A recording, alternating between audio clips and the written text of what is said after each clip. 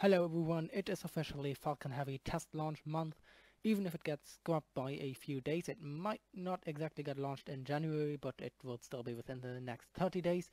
SpaceX has officially released drone footage of their Falcon Heavy waiting on the pad, still being prepared and tested. And today I'm going to talk about how far the Tesla Roadster mounted on top of this Falcon Heavy might actually get. Now, first off, for everyone complaining about how useless this payload is, you need to do test flights with new rockets, and you don't want it to be an essential or expensive or important satellite on top. The more common payload for such early test launches would be a solid slab of steel or concrete, so I think this is a little bit cooler and it's not really hurting anyone. Now, the early statements were that this Tesla was going to Mars, which was later put a bit more precise, as in it would fly by Mars, because some people thought it was going to land, which is obviously not gonna happen. They don't have a lander yet.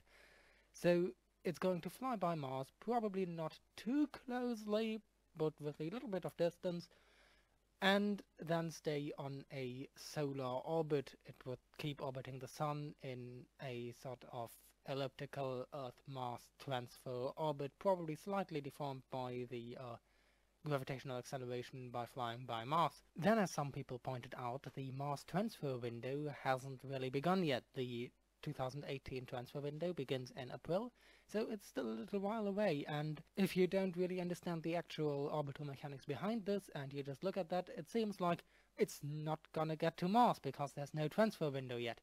However, you have to think about what a transfer window actually is.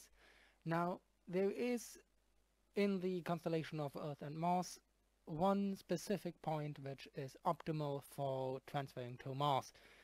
This optimal point shifts a little bit around because the ratio of the Mars and Earth orbital period is not a very round number, so the position of the constellation with the transfer window, that transfer window is shifting through the year, and so Mars and Earth will be at different positions relative to their periapsis and apoapsis, and so some transfer moments have Mars and Earth a little bit closer or a little bit further away, so some are a little bit more or less optimal, but those are really tiny differences. What's important for now is that around each 2.25 years there is one moment where it is, at least for this span of time, optimal to transfer from Earth to Mars on a close to Hohmann transfer orbit. Of course, the Hohmann transfer orbit would assume that you go at periapsis and apoapsis, which isn't really an option, but you can still go on a close Hohmann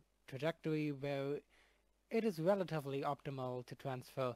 The optimal way, of course, being that you burn directly from low Earth orbit to transfer trajectory. But now we still have to ask, what is a launch window? Because there is really just one optimal moment.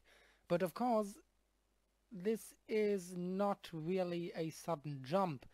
There is a very slight, and the actual mathematical description of how much the required delta V varies over time is a bit complicated, but it's somewhat parabolic, so it ends up as a rather flat graph at the point of optimum. So if you just miss that optimal point by a little bit, then you only need a tiny little bit more delta V.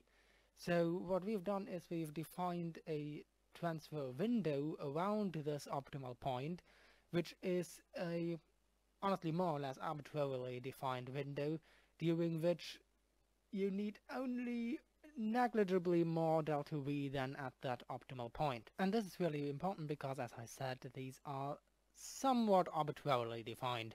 We've taken 4 months around that optimal transfer point, 2 months before it and 2 months after it, and we've said that this is a reasonable window. It's long enough to reliably plan missions within that window and not have to scrub them for a few years just because you missed it at the exact right second. And in terms of orbital mechanics and fuel use, it's still close enough that we've said, okay, this is a reasonable time to launch a Mars mission and launch a Mars rover or something, and not waste a lot of fuel on it, which makes sense for a tightly budgeted mission with a heavy spacecraft, a lander, and a limited Delta V. But then this is a test flight, and the Falcon Heavy has plenty Delta V, so that possible launch window actually extends quite a bit. We don't have to launch within that reasonable launch window because the Falcon Heavy doesn't have to fly optimally. It has a lot of fuel to spare. It's not an optimized mission. It's a test flight, and the payload is incredibly lightweight for a Falcon Heavy.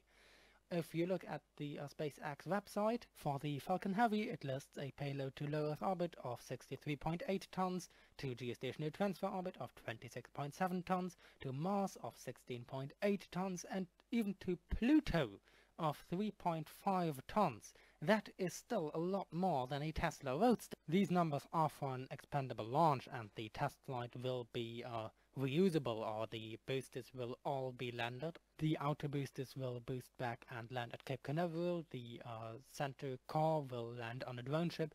So that takes a little bit of fuel, and it means that it has a little less payload.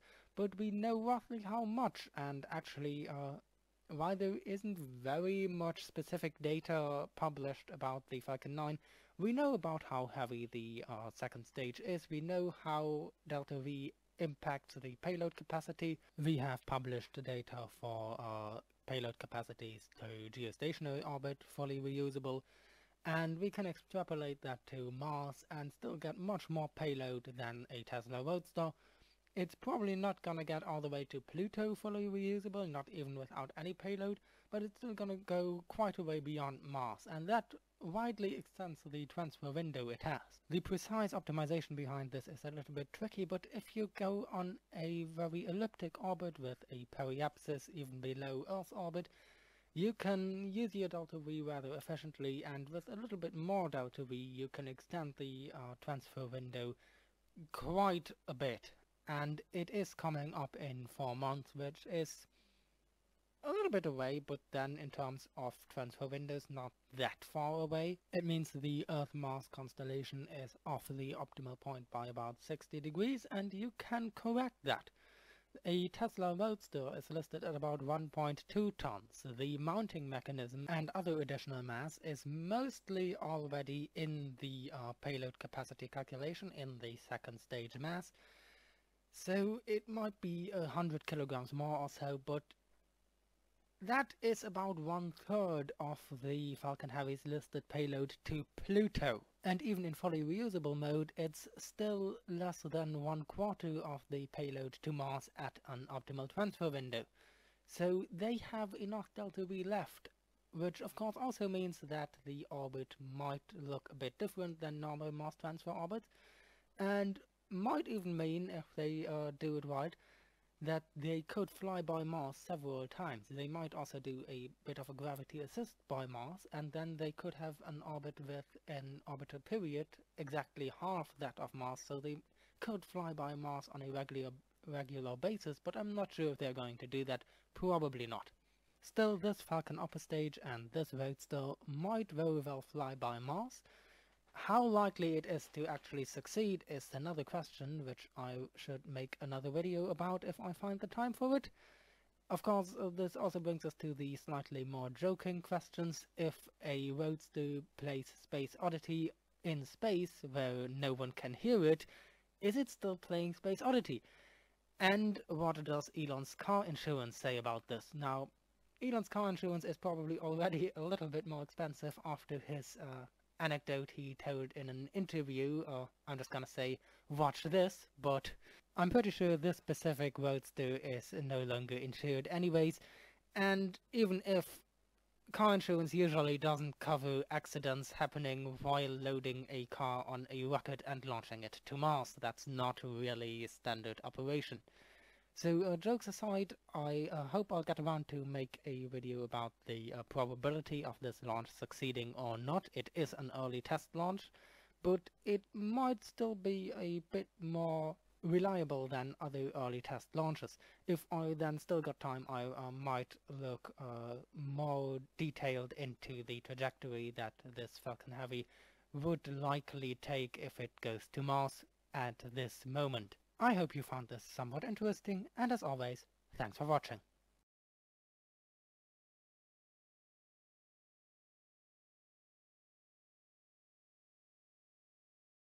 SpaceX just launched a Tesla Roadster to Mars on top of the SpaceX Falcon Heavy rocket.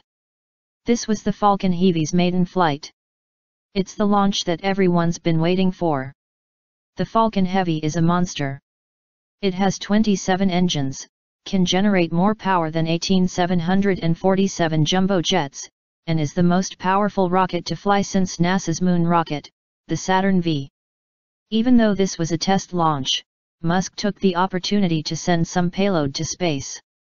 A Tesla Roadster, which will eventually reach Mars orbit. And what a coincidence! Elon Musk shoots his car into space and we are witnessing UFOs floating around his car, and it is not some sort of space dust. These objects hover, stop, and start to float again. Take a look.